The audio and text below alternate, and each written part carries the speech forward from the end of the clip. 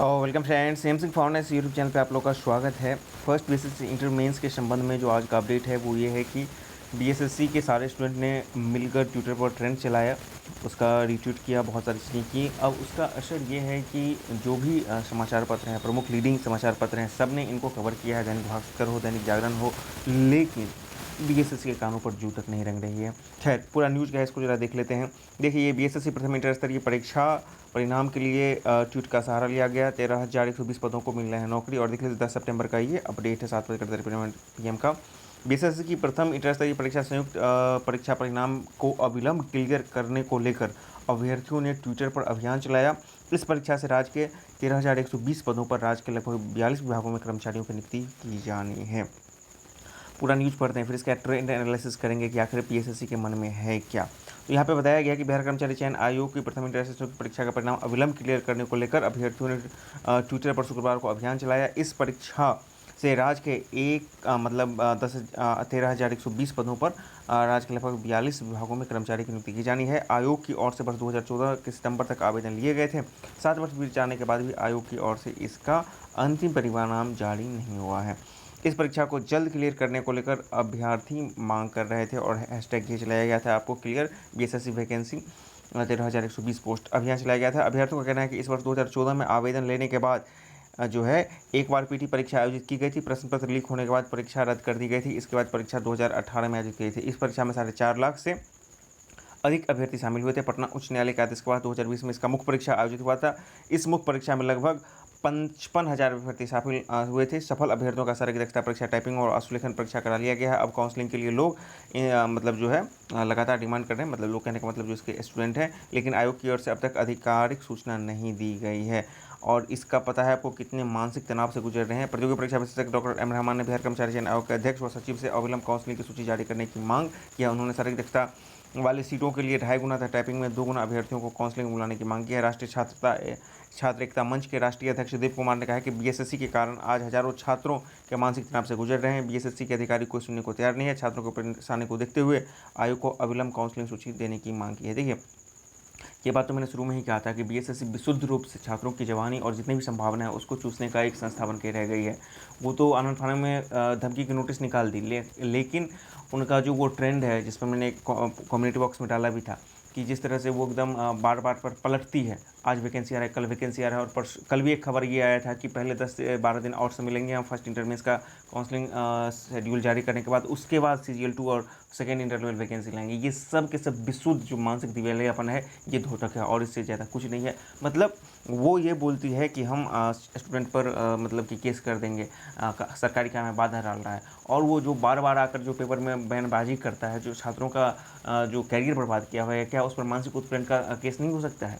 बहुत सारी बातें हैं। अब देखिए, सितंबर 2014 में ये विज्ञान पर प्रकाशित हुआ था और आज ये सितंबर 2021 आ गया है और अभी तक रिजल्ट नहीं आया है। इसी के संबंध में दैनिक भास्कर ने भी न्यूज़ को चलाया है। देखिए, मतलब कि जितने भी मीडिया हाउस हैं, लगभग सभी प्रमुख मीडिया हाउस आपको इसका सपोर्ट कर रहे हैं, लेकिन बाकी लोग इसका सपोर्ट नहीं करते हैं। यही सबसे बड़ी विडंबना है यहाँ पर।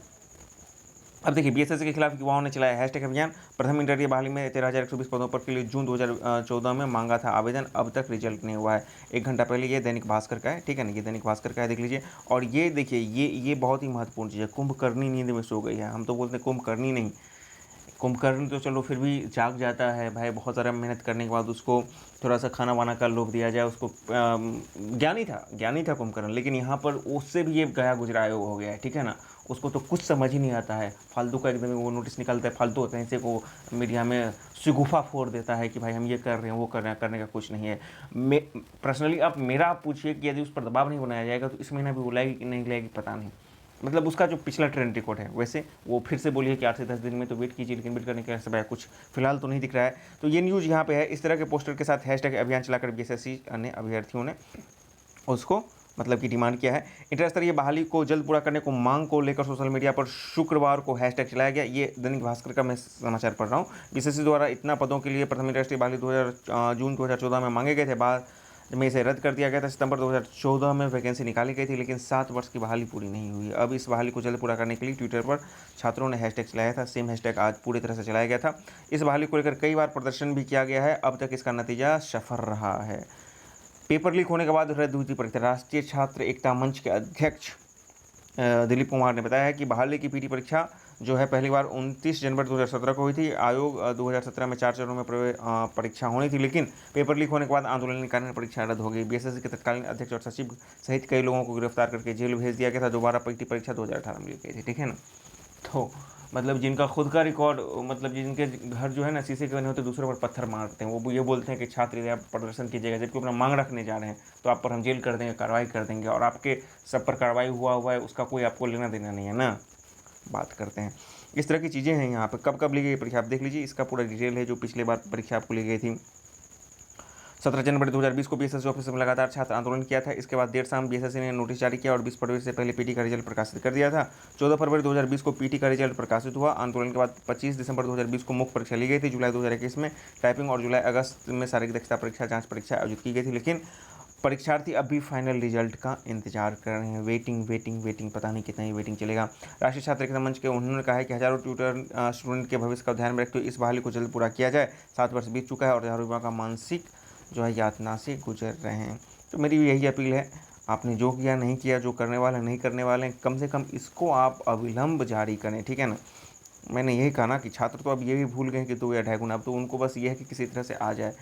बिल्कुल उसको मतलब कि इस तरह से मानसिक और मतलब कि सामाजिक स्तर पर इस तरह से छात्रों को मजबूर कर दिया गया है कि अब वो इस मतलब कि उम्मीद में है कि बस किसी तरह से उनका आ जाए रिजल्ट, और उनका हो या ना हो वो देखें और आगे बढ़ें।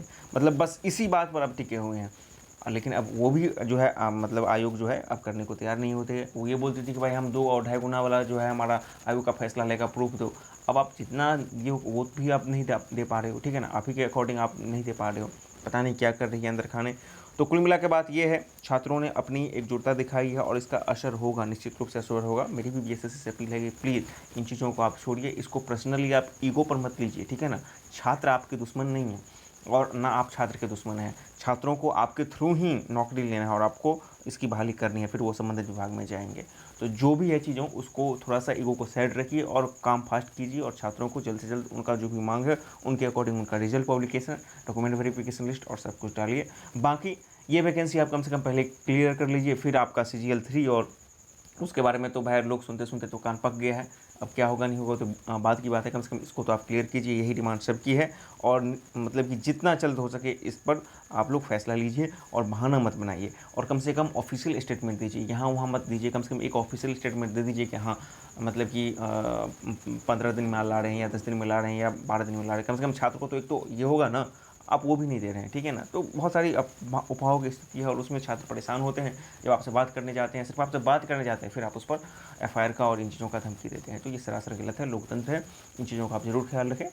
और बाकी अभी वेट करना पड़ेगा हम लोगों को, वेट ही कर सकते हैं और कुछ नहीं कर सकते हैं। जो यहाँ पर अवेटिंग की जो बात की जा रही है यहाँ पर देख लें, सितंबर 2021 रिजल्ट अवेटिंग। तो अब देखना है कब तक ये हो पाता है।